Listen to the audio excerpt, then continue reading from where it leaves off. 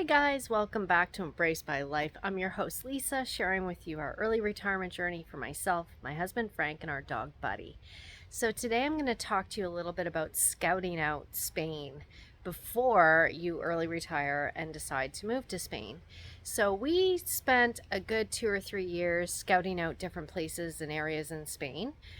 Specifically, we checked out the north of Spain. We actually flew into Madrid and we rented a car for 2 weeks and we traveled all the way up north. We went through Bilbao.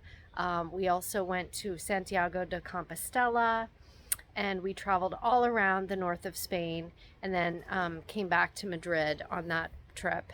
We also spent another trip where we traveled to Barcelona, went to Valencia, and checked out all around the areas along the coast around by Barcelona. And then we spent another trip where we flew again into Madrid. We took a train down to Malaga and we rented a car and we traveled all along the south coast between Malaga and Estepona.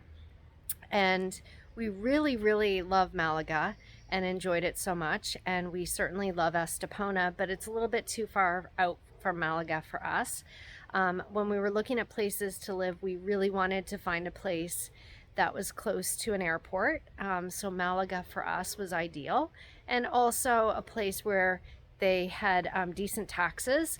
So as we kind of traveled throughout Spain, we did some research and realized that there's some taxes that are a little bit better in Andalusia, which is where Malaga is, as well as Madrid area. So when we took that last trip, we also flew back out of Madrid and spent a little bit of time traveling outside of Madrid as well. Our last trip was specific to the Malaga region, and we spent more time traveling between Malaga and Estepona. And there's a sea train that you can take between Malaga and Fuengirola. And we spent quite a bit of time traveling between Malaga and Fuengirola. And we landed on Benalmádena, which is where we are now. We also spent a little bit of time traveling east of Malaga, where there isn't a train system, but you can drive and there's buses. But we prefer west of Malaga. So we did spend quite a few years taking vacations and traveling through Spain and figuring out which area we liked. And then also what we did was we scouted out specifically short-term places that we could live before we early retired and before we got our visas and moved here. So what we did was we rented quite a few Airbnbs over a week and a half period between Malaga and Fuengirola. And we checked out all the different towns between Malaga and Fuengirola on the train line. And that's when we landed on Benalmádena.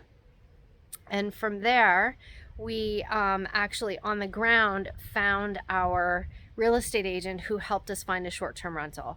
So you will find some Airbnbs if that's what you're looking to do, but the short-term rentals are quite a bit less expensive than paying for an Airbnb.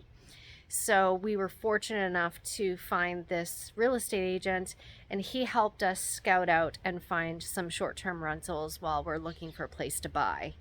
So I get a lot of questions on Facebook. I'm on a few groups there for NLV visas, which is the non-lucrative visa that we're on, which is a retirement visa here in Spain. And a lot of people ask, how do you find that short-term place to live while you're looking to land here and then look for your long-term rental? And that's what we did. So I just wanted to share that with you. Okay, have a great day. Bye.